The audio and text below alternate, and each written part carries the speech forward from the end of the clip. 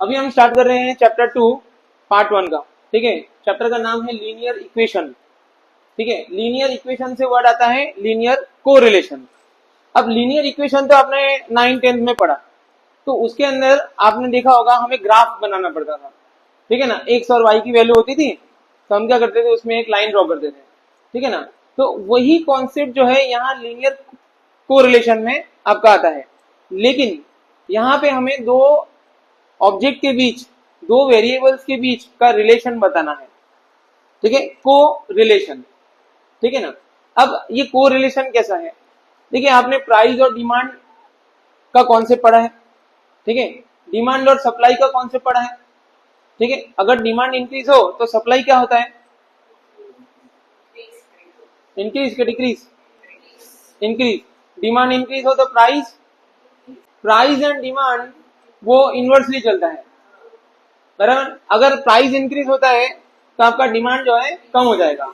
ठीक है, किसी वस्तु की अगर प्राइस बढ़ती है तो सामने उसका डिमांड कम हो जाता है, तो उनके बीच एक रिलेशन है, लेकिन नेगेटिव रिलेशन है, बराबर। और कुछ चीजों में क्या होता है, प्राइस बढ़ता है तो डिमांड भी बढ़ता है, प्राइस कम होता है तो डिमांड भी कम हो जाता है। आई बात समझ में? ठीक है ना, जैसे कि आप फोन के बारे में दे सकते हो, मेरा आईफोन का डिमांड बहुत है, मेरा प्राइस भी ज्यादा है और डिमांड भी बहुत है, बराबर। अभी उसकी प्राइस कम हो जाए तो 10,000 20,000 में मिलने लगे तो कोई आईफोन लेगा? सर हम तो ले लेंगे सर, हमें तो वही चाहिए, कब 10,000 हुए और हम ले ले रहे हैं, बराबर। बट जो स्टेटस मेंटेन वाली बात होती है उसमें वो उसका वैल्यू रहेगा नहीं। आई बात समझ में? तो जो बड़े बड़े फिल्म स्टार आज आईफोन लेकर हाथ में घूम रहे हैं, फोटो पड़ा रहे हैं, ठीक है, वो सब आपको देखने को नहीं मिलेगा। उसकी जगह जो मोबाइल ज्यादा महंगा होगा वो उनके हाथ में आपको देखने को मिलेगा। ठीक है ना, तो ऐसा ही कुछ चीजों में रिलेशन जो है वो डायरेक्ट होता है, उसमें रिलेशन नेगेटिव होता है, उसको हमें यहाँ समझना है, लेकिन मैथमेटिकली। तो जब हम इसको मैथमेटिकली समझेंगे तो वो क्या बन जाएगा, लीनियर कोरिलेशन। ठीक है, इसके अंदर हमारे पास जो मेथड है, बराबर, टोटल 3 मेथड यहाँ पे हम पढ़ते हैं, बराबर। तो उसके अंदर से आपको यहाँ पे दिया है scatter diagram method, calculation method और स्पेयरमैन रैंक कोरिलेशन मेथड। ठीक है, ऐसे 3 मेथड हमें यहाँ पे सीखना है। तो सबसे पहले हम यहाँ स्कैटर डायग्राम जो है उसके बारे में हम समझते हैं, और इसका जो डेफिनेशन है वो हम समझते हैं। Meaning and definition of linear correlation. Let us first understand the meaning of correlation. We know that in many situations, simultaneous changes are seen in a value of two variables. Simultaneous changes in the value of two variables are mainly due to the following reasons. There are cause and effect relationship between the two variables. The value of two variables changes due to the effect of some other factors. In case early rainfalls and yield of the rise of a region, usually if the rainfall increases up to some extent, yield of the rice also increases. If rainfall decreases, yield of the rice also decreases. So the rainfall is the cause and yield of rice is the effect. Similarly, when the income of a person remains more or less same, if his expenditure increases, saving decreases, and if his expenditure decreases, his saving increases. In the above two examples indicate the cause and effect relationship. Sometimes both of the variables may be mutually dependent, and therefore neither can be specifically said that as the cause and the other effect. Generally, it happens in the case of economic variable demand and supply. If demand increases, it is necessary to increase the supply, in which is not always possible instantly. And when the supply increases, price tend to decrease, and because of that demand goes up. Thus, the demand and the supply are interdependent.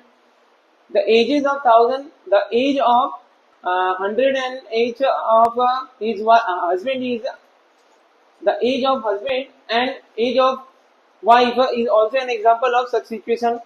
In case of sale of raincoat and the sale of rain shoes, the value of both variable increase in the monsoon. There is no direct cause-effect relations, therefore the two variables, but the change in the sale of raincoat and rain shoes are observed due to the presence of the third variable, namely the monsoon. बराबर, तो यहाँ cause and relationship से जो बनता है, cause and effect से जो relationship बनता है या जो अदर फैक्टर्स हमें असर करते हैं उससे दो वेरिएबल के बीच में जो वैल्यू में चेंजेस आते हैं दैट इज कॉल्ड कोरिलेशन। ना टाइप ऑफ कोरिलेशन हम देखते हैं यहाँ। सबसे पहले आपका आएगा पॉजिटिव कोरिलेशन, इसका हम साथ साथ में डायग्राम भी देखते जाएंगे।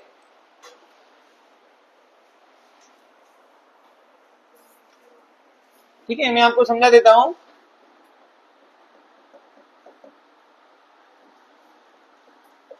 पॉजिटिव कोरिलेशन, अब पॉजिटिव कोरिलेशन में क्या होता है, मान लो ये आपका ग्राफ है 10, 20, 30, 10, 20 और 30। ठीक है, पॉजिटिव रिलेशन में आपका लाइन इस तरह से बनेगा।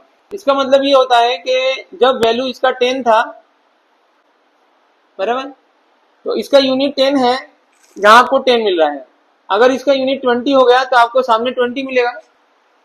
अगर इसका यूनिट 30 हो गया तो इसका वैल्यू सामने 30 हो गया। मतलब एक यूनिट बढ़ रहा है तो सामने दूसरा यूनिट भी बढ़ता है। ठीक है, और इसके जितने भी डेटा होंगे आप देख सकते हैं, इसमें सारे डेटा ना एक्स और वाई में आपको रिप्रेजेंट करते हैं। तो एक एक्स एक्सिस की वैल्यू होगी और एक वाई एक्सिस की वैल्यू होगी।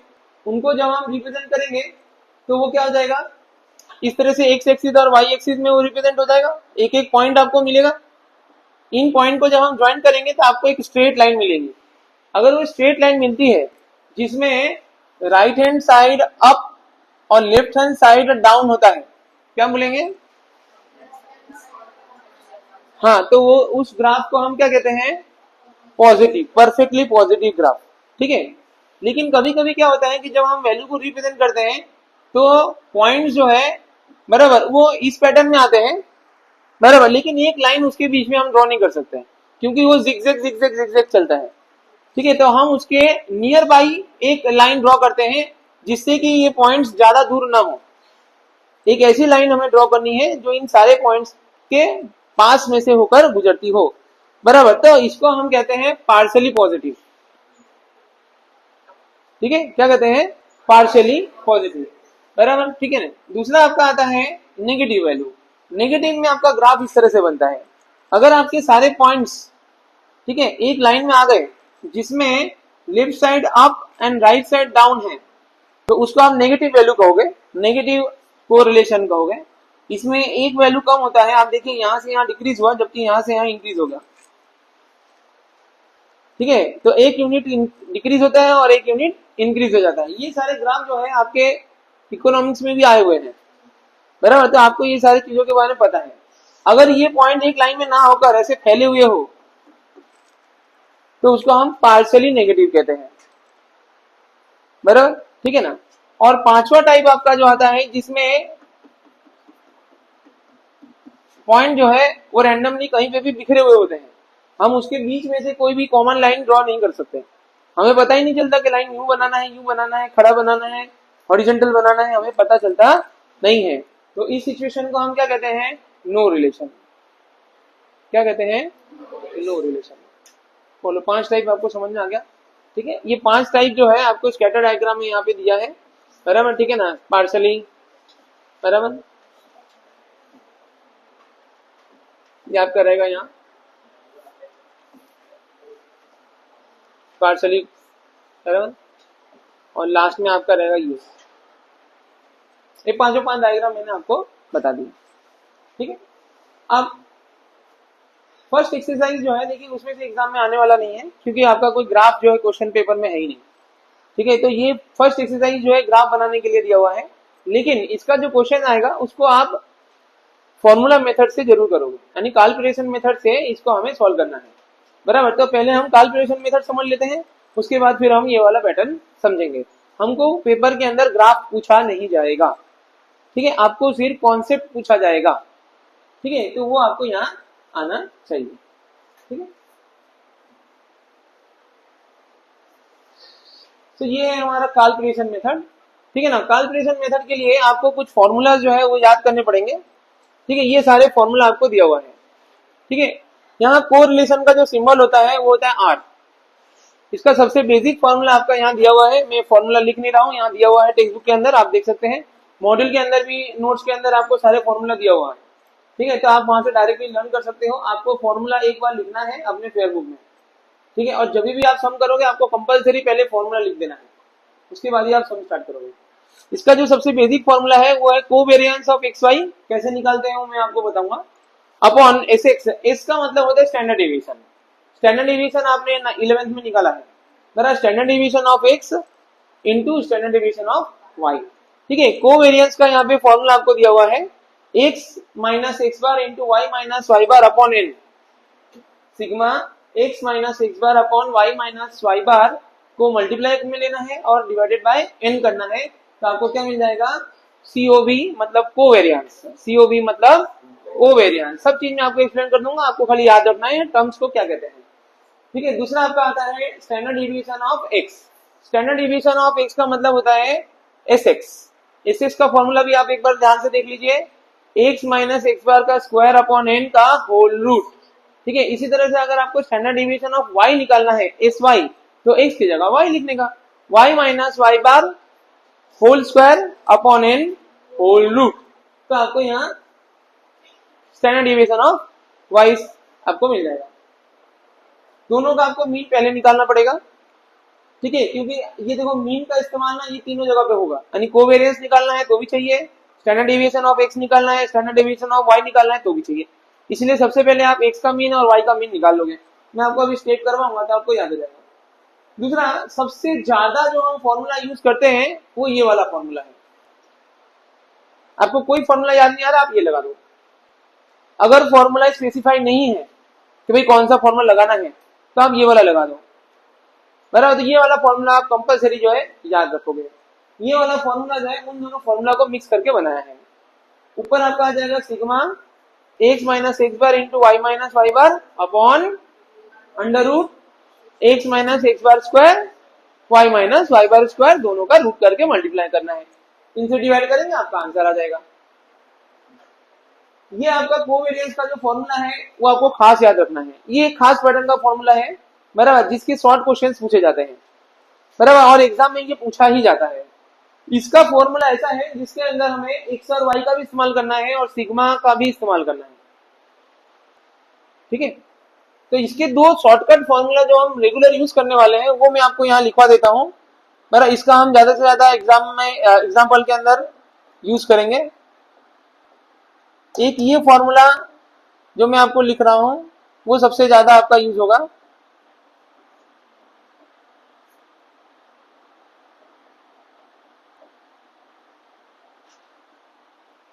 ठीक है। इसका दूसरा जो सबसे ज्यादा सेकेंड नंबर जो हम यूज करते हैं, n sigma x y minus sigma x sigma Y upon N sigma x whole square minus sigma x का whole square whole root N sigma Y square minus sigma y का whole square whole root, ठीक है। इस तरह से ये formula आपका use होगा, ठीक है। अब जो याद रखने वाली चीजें मैं आपको बताता हूं। इसका ये जो फॉर्मूला है ये बहुत इंपॉर्टेंट फॉर्मूला है, ठीक है ना। ये फॉर्मूला आप खास याद रखना, ठीक है, जिसके अंदर एक्स वाई वाला आता है और मीन भी आता है। आप देखिए मैंने दो फॉर्मूला लिखा, इसके अंदर अगर मैंने एक्स वाई लिखा, एक्स इंटू वाई, तो कहीं पे भी बार नहीं यूज करते हैं, मीन का हम कहीं नहीं यूज करते, और यहाँ हम मीन का यूज करते हैं ना तो वहां पे कभी भी एक्स इंटू वाई नहीं आता है। तो अगर कहीं पे दोनों आपका टर्म दिया हुआ है या मिसिंग कुछ दिया हुआ है तो आप समझ लेना कि इसमें ये वाला फॉर्मूला लगेगा। तो ये सबसे कम यूज करने वाला फॉर्मूला है, बराबर, लेकिन आपको इसे याद रखना पड़ेगा कंपलसरी। बोलो, ये तीन फॉर्मूला आपको याद होगा, बराबर। तो 90% सम तो आपके ये तीन फॉर्मूला से सॉल्व हो जाएगा, बराबर। कोई दूसरा फॉर्मूला आपको देखना ही नहीं है, बराबर। बाकी आपका बचता है यूवी वाला फॉर्मूला, बराबर, अज्यूम मीन वाला फॉर्मूला। वो जब एक्सरसाइज आएगा, सम आएगा, हम तब उसको देखेंगे, ठीक है। नाउ कोरिलेशन कोएफिशिएंट जो होता है उसकी कुछ प्रॉपर्टीज है। प्रॉपर्टीज मतलब कुछ रूल्स, ठीक है। देखिए इसमें है ना, जो स्कैटर डायग्राम हमने देखा था उसे थोड़ा सा आपको याद रखना पड़ेगा। ठीक है। अगर ये परफेक्टली पॉजिटिव है तो इसकी वैल्यू 1 होती है, कोरिलेशन की वैल्यू कितनी हो जाती है 1।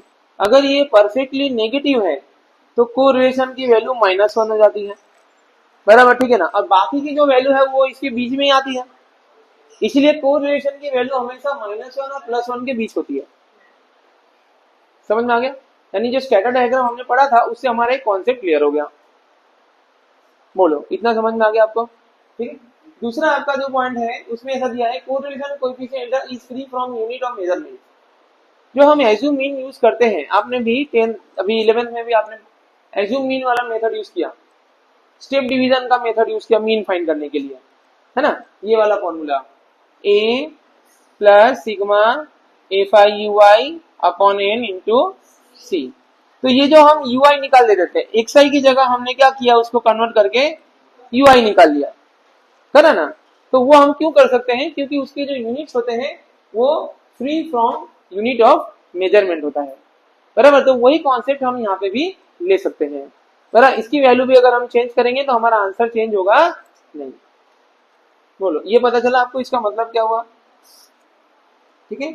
दूसरा थर्ड पॉइंट आपको दिया हुआ है कि भाई अगर हम कोरिलेशन निकालते हैं x और y का या फिर y और x का, तो दोनों का आंसर हमेशा सेम आएगा।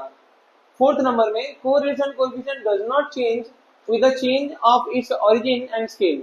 चेंज ऑफ इट्स ओरिजिन और स्केल, जैसे मैंने आपको बताया कि हम अगर हम एज्यूम मीन का इस्तेमाल करते हैं तो उसकी वैल्यू कभी चेंज होती नहीं है, इसलिए इसका वैल्यू निकालेंगे तो उसका आंसर तो हमारा सेम ही आएगा। इसलिए हम देख सकते हैं आर ऑफ यानी correlation of U V is equal to correlation of X Y, दोनों सेम होते हैं। बोलो, आ रहा है समझ में? ठीक है। ये प्रॉपर्टी आप खास याद रखिएगा, ठीक है। दूसरा, ये जो है कॉन्सेप्ट, ये आपका सम में, शॉर्ट सम में यूज होता है। इसमें होता क्या है, आपने देखिए आंसर, एक्स और वाई अगर दोनों की वैल्यू में से किसी की वैल्यू माइनस में होती हो, कोई एक टर्म की साइन चेंज हो, दोनों प्लस में तो आंसर एज इट इज, दोनों माइनस में तो भी आंसर एज इट इज।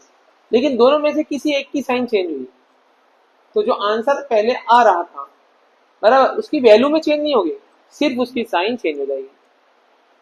समझ में? मान लो कि मैंने वैल्यू निकाला आर एक्स का, आंसर आया 0.5। तो अगर मैं यहाँ पे एक्स की जो वैल्यू है वो माइनस का लेता हूँ और वाई की वैल्यू भी माइनस का लेता हूँ तो इसका आंसर भी 0.5 ही आएगा। लेकिन अगर मैं x को माइनस करता हूँ, y को प्लस करता हूँ तो इसकी वैल्यू 0.5 हो जाएगी। अगर मैं इसकी वैल्यू x अपॉन 2 और y अपॉन 2 करता हूँ तो भी इसकी वैल्यू चेंज नहीं होगी, क्योंकि ओरिजिन से फ्री होता है, वो हमने देखा, तो उसकी वैल्यू चेंज नहीं होगी। सिर्फ किसी एक की साइन चेंज होती है तो जो आंसर है उसकी साइन चेंज होगी। बाकी तुम डिवाइड करो, मल्टीप्लाई करो, प्लस करो, माइनस करो, उससे कुछ फर्क पड़ेगा नहीं। लेकिन अगर हम ऐसा लिखते हैं -2 y -3 r, तो भी इसकी वैल्यू चेंज नहीं होगी। लेकिन अगर मैंने ऐसा लिख दिया 2 - x y -3, तो फिर इसकी साइन चेंज हो जाएगी, क्योंकि यहाँ x की जो वैल्यू है वो माइनस की होगी। समझ रहे हो? छोटे छोटे पॉइंट्स, है ना। जो आपका टर्म दिया हुआ है उसके आगे प्लस आए तो कोई बात नहीं, उसके आगे अगर माइनस आ गया तो आपका जो आंसर पहले दिया हुआ है वो चेंज हो जाएगा। बस इतना सा आपको ध्यान रखना है, बराबर। तो ये आपके प्रॉपर्टीज तैयार हो गए। बोलो, क्लियर? इतना आपके एग्जाम में सेक्शन बी के अंदर सबसे ज्यादा पूछे जाने वाला क्वेश्चन इस चैप्टर का है, ये interpretation of 0 greater than R less than R 1। तो क्या मेरे को ये समझा सकते हो -1 और +0 क्या है, मतलब, और -1 से 0 और +1 से 0 का क्या मतलब हुआ? 1 का मतलब क्या हुआ? Positive correlation, perfectly positive correlation. और -1 का मतलब क्या हुआ? हाँ, तो कोरिलेशन की जो वैल्यू है वो पॉजिटिव और नेगेटिव के बीच में आता है, तो ये इंटरसेक्शन का आपको लिखना है। ये इतना पैराग्राफ जो है ये इंटरप्रिटेशन का आपका आंसर बनेगा। बोलो, समझ में आ रहा है आपको? पर ये सबसे ज्यादा एग्जाम में पूछा जाने वाला क्वेश्चन है। Zero, R equal to zero का मतलब होता है लैक ऑफ कोरिलेशन, मतलब एक चेंज होता है दूसरा चेंज हो ना हो उसके बीच कोई रिलेशन नहीं है, बराबर, तो उसको हम कहते हैं zero correlation, lack of correlation. Negative correlation का मतलब एक बढ़ता है तो दूसरा, पॉजिटिव कोरिलेशन मतलब एक बढ़ता है तो दूसरा भी बढ़ता है, एक बढ़ता है तो दूसरे में कोई चेंज ना आए तो लैक ऑफ कोरिलेशन, तब आता है आंसर जीरो, बराबर। जीरो का मतलब ऐसा नहीं कि रिलेशन नहीं है, रिलेशन नहीं है का मतलब नेगेटिव रिलेशन, बराबर, वो माइनस वाला। बोलो ये समझ में आ गया आपको फॉर्मूला, कॉन्सेप्ट, बराबर, और इसका इंटरप्रिटेशन, ठीक है। From the following information obtained from a sample of 7 families of a society regarding the height of father and weight of his adult son, calculate the correlation coefficient। हमें यहाँ correlation coefficient find करना है। Exercise है आपका 2.2, question number आपका है 1, इसमें आपको x दिया है और y दिया है।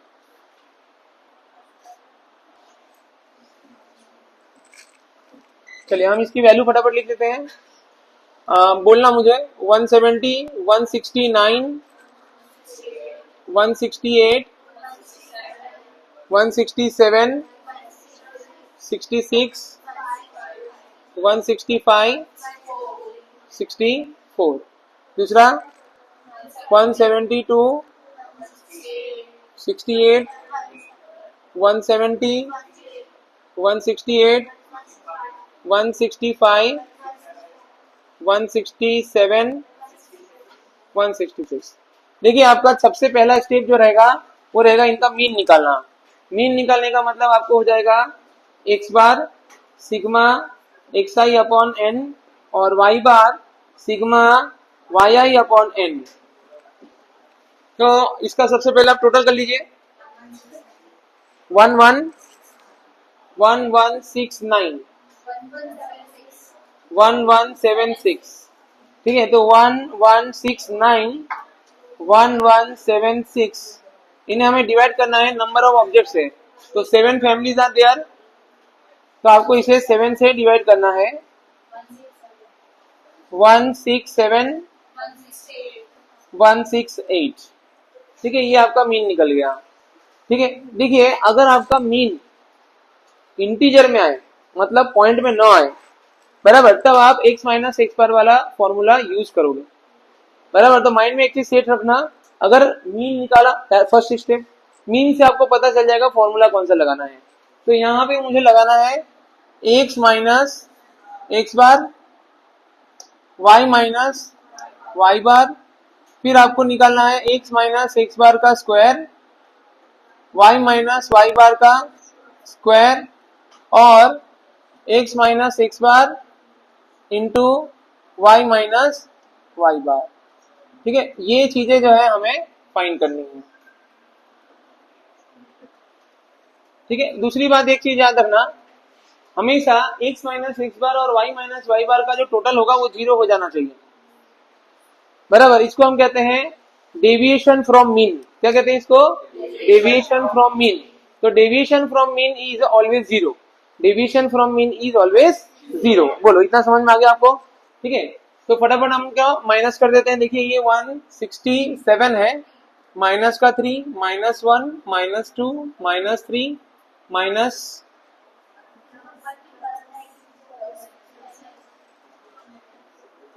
ये प्लस में है, यहाँ पे 0 हो जाएगा,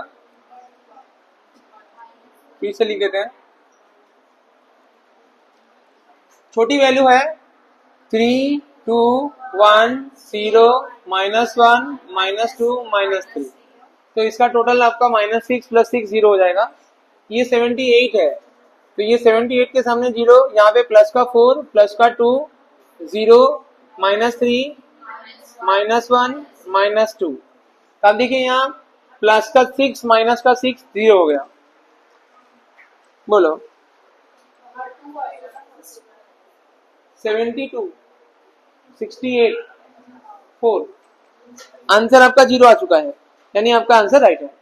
अब आपको इनका स्क्वायर करना है। तो एक कॉलम पहले ले लेते हैं 94101449, इसका कर लेते हैं 16040914। ठीक है, अब हम इन दोनों का मल्टीप्लाई कर लेंगे 12020326।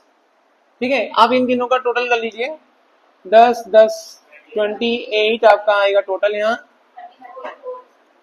34 आ जाएगा, 25 आ जाएगा। बोलिए, ये हमने लिख लिया। अब इसके बाद आपको फॉर्मूला लेना है r sigma x minus x bar into y minus Y bar upon x minus x bar का square sigma root sigma y minus Y bar का स्क्वायर सिग्मा रूट। इन सब का हमें टोटल करना है 25 एक्स माइनस एक्स बार का whole square 28 का root into 34 का रूट। अब देखिए, मैं आपको एक शॉर्टकट बताता हूँ बराबर, ठीक है ना। आपको क्या करना है, आपको इन दोनों का पहले मल्टीप्लाई कर लेने का, रूट निकालने की जरूरत नहीं है, पहले मल्टीप्लाई कर लो। 952। अब आप इसके बाद एक रूट का बटन दबाओगे, कितना 30.85, ऊपर आपका 25 है, डिवाइड कर दीजिए।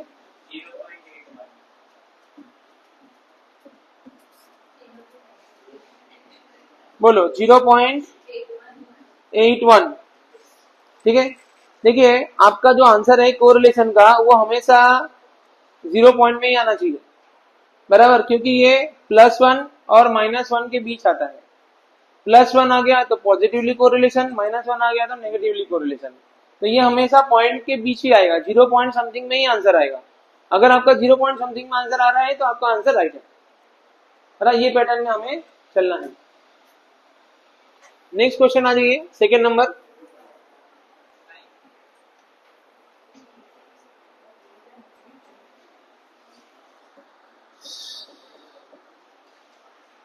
क्वेश्चन नंबर 2, देखिए इसमें भी आपको क्या करना है, find the correlation coefficient between the wafer and it's demand. बोलो, तो यहाँ आपका दिया है एक्स एक्सिस एक्स और वाई। चलिए फटाफट इसका हम वैल्यू लिख देते हैं। एक्स की वैल्यू आपको 24, 26, 32, 33, 35, 30 और वाई की वैल्यू आपको दिया है 27, 24, 22, 20, 15, 24। ठीक है, टोटल कर लीजिए इसका जल्दी से। पहले वाले का 132। ठीक है, आपका फर्स्ट स्टेप रहेगा मीन निकालना एक्स बार और Y bar, sigma X I upon N sigma Y I upon N. 180 divided by 1 2 3 4 5 6, 6 से इसको डिवाइड करेंगे। 132 डिवाइड बाय 6, इसका आपका आ जाएगा 30, 22। देखिए इसमें भी आपका वैल्यू जो है किसमें आ रहा है, इंटीजर में आ रहा है। तो हम सेम फॉर्मूला यूज करेंगे, लेकिन सिखाने के लिए मैं आपका फॉर्मूला थोड़ा चेंज कर रहा हूँ बराबर। अब हम यूज कर रहे हैं आर का सेकेंड नंबर का जो फॉर्मूला आपको बताया था, N sigma X into Y sigma x sigma Y upon N sigma x whole square minus sigma x whole root N sigma Y square minus sigma Y whole square. मैं आपको ये वाला method से करके दिखाता हूँ। ठीक है, मेथड में आप दोनों में से कोई भी यूज कर सकते हो। ठीक है ना, आप एक्स माइनस एक्स बार वाला ही प्रेफर करोगे एग्जाम में, अगर आपका आंसर इंटीजर में आता है तो, मीन का आंसर इंटीजर में आता है तो। ठीक है, मुझे सिखाना है इसलिए मैं ये वाला पैटर्न ले रहा हूँ। इसमें आप करोगे, देखो ये सिग्मा एक्स तो हमें पता है, तो हम एक्स और वाई निकाल लेंगे, एक्स स्क्वायर निकाल लेंगे और वाई स्क्वायर निकाल लेंगे। तो इनका मल्टीप्लाई करना है हमें। चलो फटाफट मल्टीप्लाई करते हैं। 24 इंटू 27 648 6 2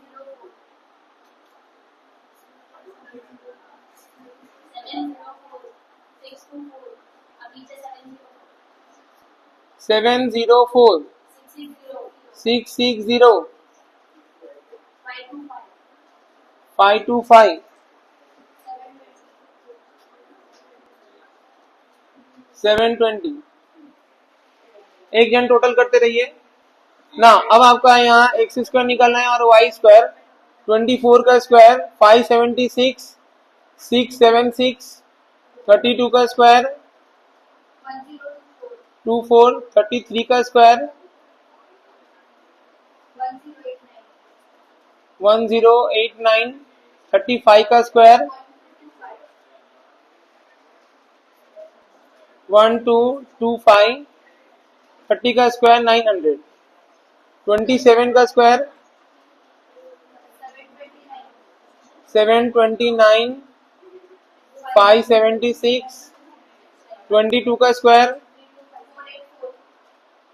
484, 400, 225, 576।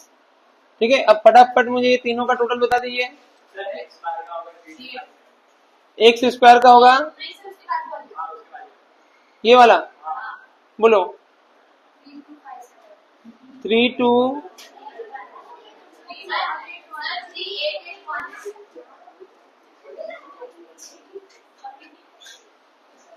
3881 5490। चलो चलो फटाफट टोटल, अभी लिखो मत, में जो टोटल बोला वो टोटल करो। 2990। ठीक है, अब आपको ये सारी वैल्यू जो है फॉर्मेट में रख देना है। देखो n की वैल्यू यहाँ 6 है, x इंटू वाई आपका आया है 3881 माइनस सिग्मा x यानी 180, सिग्मा y 132। 6 एक्स स्क्वायर का टोटल 5490 माइनस 180 का स्क्वायर होल रूट। इसी तरह से 6 इंटू 2990 माइनस 132 का स्क्वायर होल रूट। ठीक है, चलिए अब इनका मल्टीप्लाई कर दीजिए, कितना आया 23286 माइनस इनका मल्टीप्लाई कीजिए 23760 अपॉन में इनका मल्टीप्लाई कर दीजिए 32940 माइनस 18 का स्क्वायर 32400 होल रूट। इसी तरह से दूसरे का भी बताइए 17940 माइनस 17424। ठीक है, अब न्यूमरेटर में माइनस कर दीजिए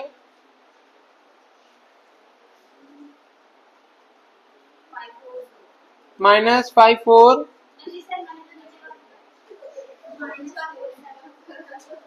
बोलो कितना है ऊपर का 474, नीचे का माइनस किया था तो कितना आया 540, अंडर रूट में रहेगा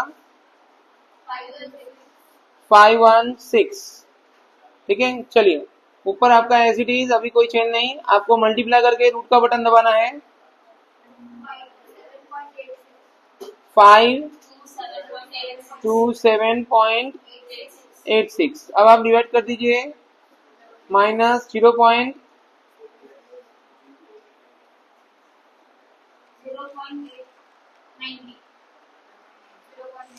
0.90 यानी 0.9 आपका है, बराबर। तो दो पैटर्न हमने आपको सिखाया, बोलो समझ में आ गया आपको दोनों पैटर्न। ठीक है, क्वेश्चन नंबर 3 है ठीक है, तो जब तक हम मीन नहीं निकालेंगे तब तक हमें पता नहीं चलेगा मेथड कौन सा लगाना है। तो लेट्स सॉल्व। एक्स और वाई की वैल्यू हम लिख लेते हैं। एक्स की वैल्यू आपका रहेगा 60, 80, 50, 80, 95, 40, 70, 40, 35, 90। टोटल कर लीजिएगा 50, 75, 60, 85, 90, 40, 65, 30, 45 एंड लास्ट 70। चलिए इनका टोटल बता दीजिए। फर्स्ट का एक्स का 640 और 610, तो यहाँ आपका निकलेगा x bar sigma X I upon N. Board पे बने रहो भाई, बात मत करो। डिवाइड करना आपको 10 से 64 वाई बाई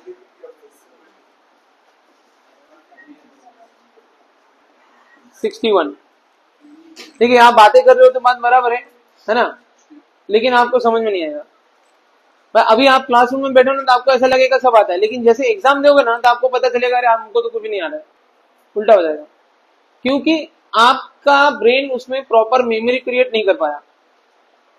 जब आपको मेमोरी क्रिएट करना है, जब आप बातें कर रहे हो आप डिस्ट्रैक्ट कर दे रहे हो, अपने मेमोरी को डिस्ट्रॉय कर दे रहे हो, तो मेमोरी ब्रेन में नहीं क्रिएट होगी। याद करने का एक प्रोसेस होता है ना, ये प्रोसेस है। आपको ब्रेन के अंदर एक मेमोरी क्रिएट करनी है, वो क्रिएट हो जाएगी, फिर आप जो करना है करो, बराबर। आपको याद नहीं रखना पड़ता है कि मम्मी का नाम क्या है, पापा का नाम क्या है, वो मेमोरी क्रिएट हो चुकी है, बराबर। Things like that. तो मेमोरी जब तक क्रिएट नहीं होता है तब तक आप अपना माइंड को डिस्ट्रैक्ट होने से बचाओ। आपस में इंटरेक्ट मत करो, यहाँ मेरे साथ इंटरेक्ट करो, बराबर, तो आपका मेमोरी क्रिएट होगा। ठीक है ना, ये चीज आपको समझना है, खुद के ऊपर कंट्रोल रखना है। आप सबसे बड़े बच्चे हो, बराबर, 12th में आ गए यानी सबसे बड़े बच्चे हो, बराबर। कुछ लोगों को तो वोटिंग पावर में मिल गया है, नहीं मिला है तो कुछ एक आध महीने में उनको मिल जाएगा वोटिंग पावर, पता है ना। हाँ, तो ये हो गया आपका वैल्यू। देखिए इसका आंसर भी आपका क्या आया है, इंटीजर में आया है। तो हम यहाँ x माइनस एक्स बार का फॉर्मूला यूज कर सकते हैं। अब हम फर्स्ट नंबर का फॉर्मूला यूज कर देंगे ताकि हमको पैटर्न जो है अच्छे से याद हो जाए। ठीक है, तो अब हम निकालेंगे x minus x bar, y minus Y बार, x माइनस एक्स बार का square, y minus Y bar का स्क्वायर, और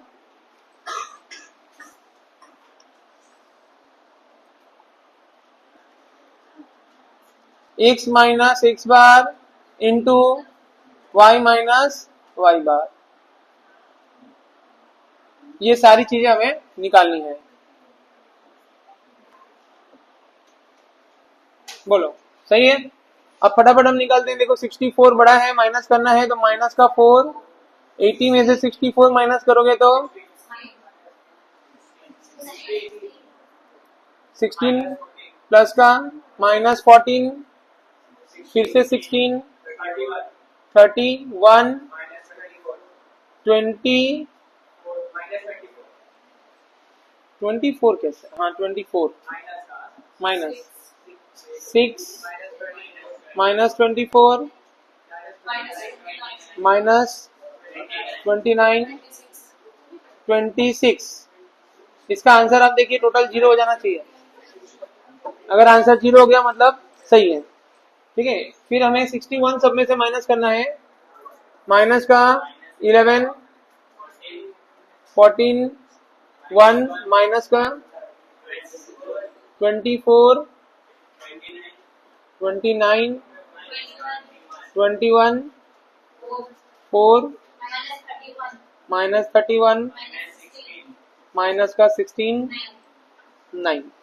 इसका टोटल भी आपका 0 हो जाएगा।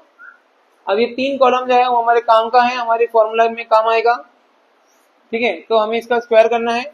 4 का स्क्वायर 16, 16 का स्क्वायर 256, 196, 256, 961, 576, 36, 576, 841, इसका 676। यहाँ पे भी हमें स्क्वायर कर देना है। 121, 196, 576, 29 का 841, 21 का 4 का 16, 31 का 961, 16 का 256, 9 का 81।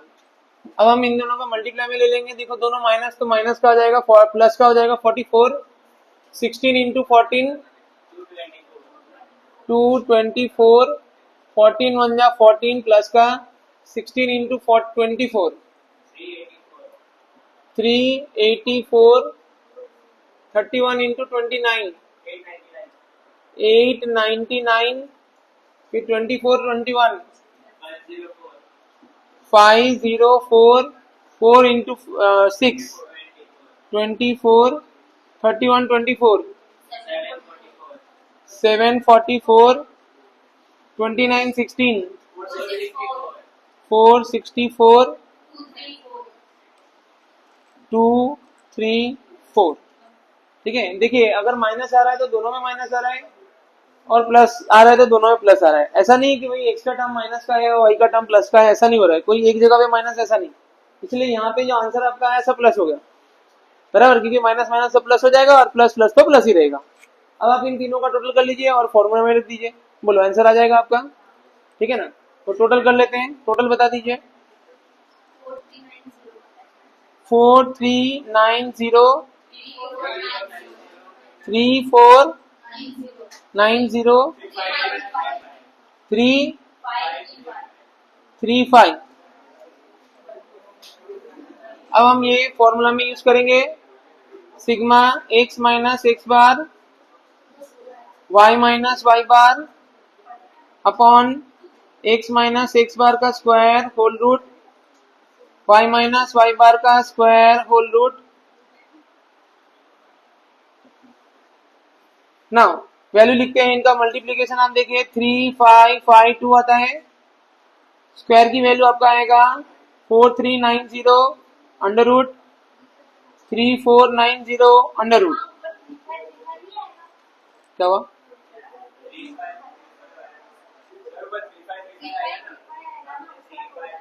हाँ 3535। ठीक है, चलिए इनका मल्टीप्लाई करके रूट निकाल लीजिए। डिनोमिनेटर की वैल्यू कितनी आई?